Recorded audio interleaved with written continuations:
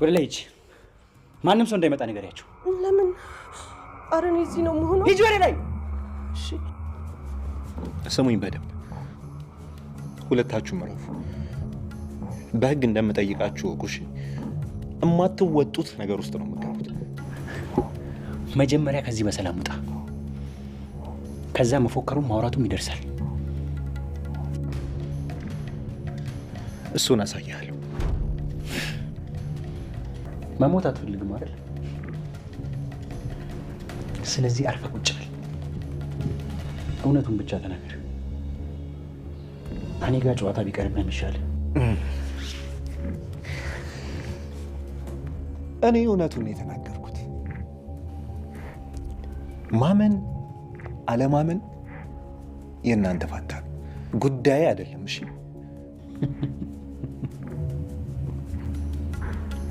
ኤልሹ ያንተ ልጅ መሆኗንስ? ሄለን ተሳስተሃል።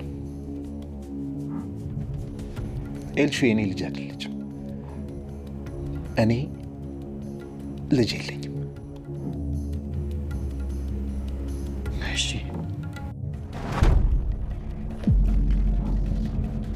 አንተ ልቀቀኝ! ያማህል እንዴ? ልቀቀኝ! አንተ ውሻ! እህቴን ምን አባን ያረጋት? ልቀቀኝ! ልገልኝ ነው። እውነቱን ካልተናገርክ እገልሃለሁ። አንተ ውሸታም ውሻ! እህቴን ምን አባን ያረጋት? እንዴት ነው ቤቷን ትታ የወጣችው? ወስደህ ምን አባ አረጋት ነው? ምንም አላረኳትም። ምን እንዳረኳት ማወቅ ትፈልጋለህ?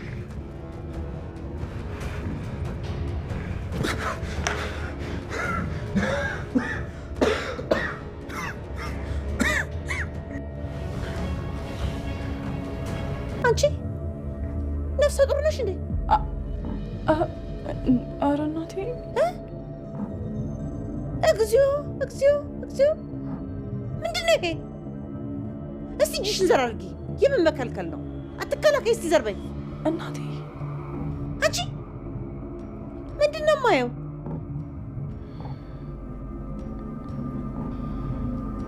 አወድ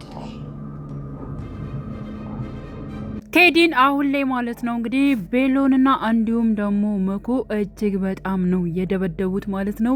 ምክንያቱም እያንዳንዱን ነገር የተናገረው ነገር እውነት ነው ወይንስ ደግሞ ውሸት ነው በማለት እንግዲህ ለመጠየቅ ቀጥታ ወደ ቤት አመተውታል ማለት ነው። እንግዲህ እጅግ በጣም ነው በነገራችን ላይ የደበደቡት፣ ያው አግተው አስቀምጠውት ነው ማለት ነው። እና ሀና ለዚህ ነበር እጅግ በጣም ስታለቅስ የነበሩት። አግተውታል፣ ዘውታል፣ ቴድን ገደ ሉት እኮ በጣም ነው የደበደቡት በማለት እንግዲህ ለሊዛ እያወራች ትገኛለች ማለት ነው። እንዲሁም ሊዛ ወደ ቤት ቴዲ በመጣበት ሰዓት ላይ እጅግ በጣም ነበር የደነገጠችው። እባክህን ቤሎን እንደዚህ አታድርግ፣ አንተ ገደልከው እኮ በማለት ብትናገርም ማለት ነው። ግን ደግሞ ቤሎን እጅግ በጣም በመቆጣት ሂጂ ከዚህ፣ ሲቀጥል ደግሞ ማንም ወደታች እንዳይወርድ አስጠንቅቂያቸው በማለት እንግዲህ ሊዛንም ካስጠነቀቀ በኋላ እያንዳንዱን ነገር ማለት ነው ያወራኸውን ነገር ውሸት ነው ወይንስ ደግሞ እውነት ነው የሚለውን ነገር ታወራለ በማለት እንግዲህ ቴዲን ሲያፋጥጡት ነበረ። ከዚህ ቤት እውነቱን ሳትናገርና የሆነ ነገር በቃ ለመሞት አንተ ራስ ካልፈለክ በስተቀር በምንም አይነት መልኩ ለማምለጥ ራሱ ሙከራ እንዳታደርግ በማለት እንግዲህ ቤሎን ቴዲን አስጠንቅቆታል ማለት ነው። ምንድነው እንድነግራችሁ የምፈልገው ነገር ማመን አለማመን የራሳችሁ ጉዳይ ነው። እኔ ግን ትክክለኛ ነው የነገርኳችሁ፣ ውሸት አይደለም። ግን ደግሞ ስፈልጉ አትመኑ፣ ስፈልጉ ገደል ግቡ፣ አይመለከተኝም በማለት እንግዲህ ያለውን ነገር በግልጽ እንደተናገረ ነው እንግዲህ የተናገረው ማለት ነው። እና ምን እያልክ ነው ታዲያ? ኑኑ የቤሎን እህት ነሽ ማለት ነው እንዴ? ምን ለማለት ፈልገ ነው? ከምኑ ምኑ ነው የምታገናኘው? በማለት እንግዲህ መኩም ቢቆጣም ማለት ነው። አዎ ትክክለኛው ነገር ይህ ነው፣ እመኑኝ አትመኑኝ አይመለከተኝም በማለት እንግዲህ ቴዲን በቁጣ ተናግሯል። በነገራችን ላይ ቤሎን እጅግ በጣም ነበረ ማለት በጣም ነበር የተኮሳታተረው። በእርግጥ ቴዲ ያደረገው ነገር ቀላል ነገር አይደለም። እሺ ይህንንስ እንደዚህ እንበል፣ ኤልሹስ ያንተ ልጅ መሆኗን እንዴት ትላለ በማለት እንግዲህ ያው ቴዲን ጠይቀውት ነበር። ቴዲም እኔ ልጅ የለኝም ወይዘሮ ሄለን ይህን ነገር የተናገረችው ውሸቷን ነው።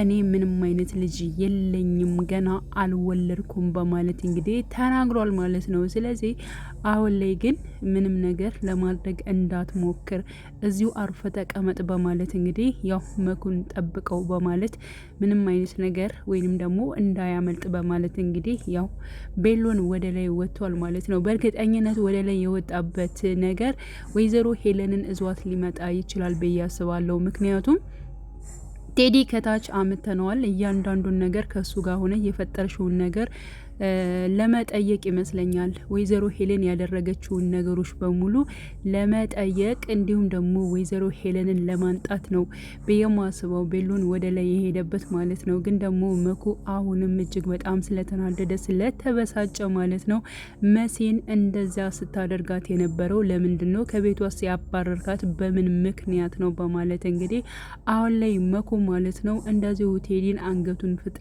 አድርጎ ዞ እንትን እያለው ይገኛል ማለት ነው። ቴዲም አረባ ልቀቀኝ በማለት ያው ለሁለታቸው በነገራችን ላይ እንደዚህ ያደረጋችሁኝ ሁለታችሁንም በፖሊስ አስዛችኋለሁኝ አገኛችኋለሁኝ በማለት እንግዲህ ለመኩና እንዲሁም ደግሞ ለቤሎን ራሱ ቴዲ ሲፎክር ነበረ ማለት ነው። በሚፎክርበት በሚናገርበት ሰዓትም ቤሎን በመጀመሪያ ከዚህ ቤት በሰላም ለመውጣት አስብ፣ እኛን ለማሳዝ ወይንም ደግሞ እኛን ለመቅጣት ከማሰብ በፊት እኔ ከዚህ ቤት እንዴት ነው የምወጣው?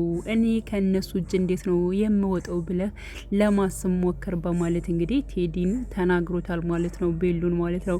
እና አሁን ላይ እንግዲህ ኤልሹ ከእናቷ ጎን በመሆን ከወይዘሮ ሄለን ጎን በመሆን ምክንያቱም ወይዘሮ ሄለን ምንድነው ያለችው? እኔ እዚህ ቤት መቀመጥ እፈልግ ነበር ላንቺ ስል ኤልሹዬ፣ ግን ደግሞ አሁን ላይ ምንም አይነት ነገር እዚህ ቤት የምቀመጥበት አልቻልኩም። ምክንያቱም ወንድምሽ ቤሎን እጅግ በጣም እያስቸገረኝ ነው። በቃ አየሽ አይደለ ትናንትና ከዚህ ክላስ እንደገባሁኝ እስካሁን ራሱ አልወጣውም። ያ ማለት እንዲህ በነጻነት እየተንቀሳቀስኩኝ አይደለም። ስለዚህ እንዴት ብዬ ነው ከዚህ የምኖረው? ስለዚህ እኔ ማድረግ ያለብኝን ነገር እንዳደርግ እባክሽን ተይኝ በማለት እንግዲህ ኤልሹን ትነግራታለች ማለት ነው። ኤልሹም እናቴ እኔ ሁሉን ነገር አስተካክለዋለሁ፣ እሱ ደግሞ የሆነ መጥፎ ነገር ካልተናገርሽው በስተቀር በእርግጠኝነት ወንድሜ ምንም ነገር አያደርግም። ሂጂ ደግሞ አሁኑኑ አስጠነቅቀዋለሁ፣ ማንም አንቺን አይነካሽም በማለት እንግዲህ ኤልሹ ቀጥታ ወደ ቤሎን በመሄድ ማለት ነው እማዬን ከዚህ በኋላ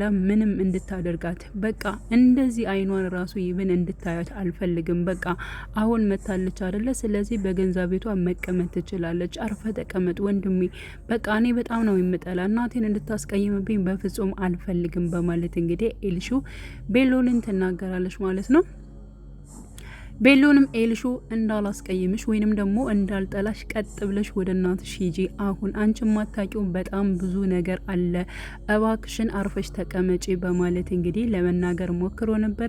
እኔም ማላቀው ምንድነው? ለምን ሰዓት ነግረኝም ንገረኛ፣ እኔም ማላቀው ምንድነው?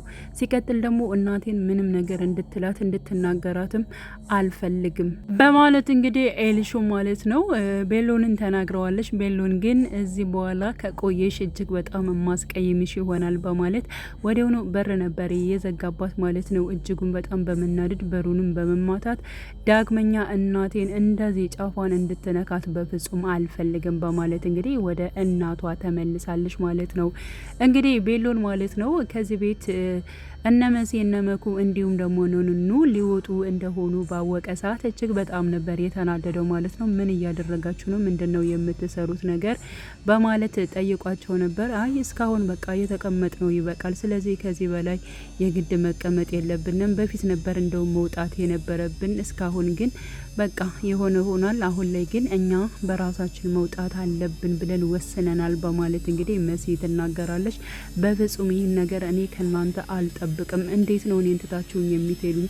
እኔን ለማን ነው ትታችሁ የምትሄዱት? መሲ ጭራሽ በአሁኑ ሰዓት እንደዚህ ዝብርቅርቄ በወጣበት ሰዓት ነው እንዴት ታችሁኝ የምትሄዱት? በማለት ቤሎንም እጅግ በጣም ይናደዳል ማለት ነው። አይ ቤሎን እንደዚያ ማለት እኮ አይደለም። በቃ እኛም የራሳችን ህይወት የግድ መጀመር አለብን።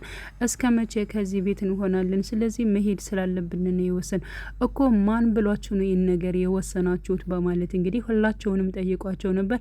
ወይንስ ወይዘሮ ሄለን አግኝታችኋት ነበር? እሷ ነው እንደ የተቆጣቻችሁ ወይንም እንድትወጡ የጠየቀች እሷ ነሽ ወይ? በማለት ቢጠይቅም ግን ደግሞ አይ በቃ እስከ ዛሬ የተቀመጥ ነው ይበቃል ከሚል አንጻር ነው በማለት እንግዲህ መልሰዋል። በፍጹም ከዚህ ቤት መውጣት የለባችሁም፣ ግን ደግሞ የራስ ጉዳይ ብላችሁ መሄድ የምትፈልጉ ከሆነ ሂዱ በማለት እንግዲህ ተናግሯቸዋል በቁጣ ማለት ነው። ቀጥታ እንግዲህ ያው ኑኑ ክላስ ነበር የገባው ቤሉን ማለት ነው። ኑኑ በሌለችበት ክላሷ በመግባት እንግዲህ የውጭ የትምህርት እድል እንደደረሳትና እንዲሁም ደግሞ ማለት ነው እሱ ለምርመራ ያስፈልጋል የሚለውን የኑኑን ጸጉር ነበር የፈለገው። ምክንያቱም ማበጠሪያ እዞ ነበረ ማለት ነው። በዚያን ሰዓት ኑኑ ትደርሳለች ማለት ነው። አየህ የተናገረውን ነገር አንተ ቴዲ አምነኸዋል ማለት ነው። እንዲህ ለምንድን ነው እንደዚህ የምትጠራጠረው? በማለት እንግዲህ ቤሎንን ትናገራለች። እኔ እንደዚህ አስቤ አይደለም፣ በቃ ዝም ብዬ ነው ክላስሽ የገባሁት በማለት ደግሞ ሳላስፈቅድሽ እቃሽን ስለበረበርኩኝ በጣም ይቅርታ በማለት እንግዲህ ቤሎን ይቅርታ ይጠይቃታል ማለት ነው። አንተ ግን ለምንድን ነው እንደዚህ የተጠራጠርከው? ያ ማለት እኔ ያንተ እህት ሆናለሁ ማለት ነው? በፍጹም ይህ ሊሆን አይችልም በማለት እንግዲህ ያው ኑኑም ትናገራለች ማለት ነው። የሆነ ወረቀት አንብቤ ነበር። ለምንድን ነው የውጭ እድል የትምህርት እድል እንደደረሰሽ ለምን አልነገርሽኝም? ይህን ፕሮሰስ ስትጀምሪስ ለምንድን ነው እኔን ያላማከርሽኝ? ለምንስ ደበቅሽኝ? በማለት በቃ ነገሮችን ካሁን አሁን እነግራለሁ ስል ነው ለዛ ነው በማለት እንግዲህ ነገሮችን ድብስብስ አድርጋለች ማለት ነው። ለማንኛውም በሌለሽበት እቃሽን ስለበረበርኩና ስለነከው በጣም ይቅርታ በማለት ከክላስ ይወጣል ማለት ነው።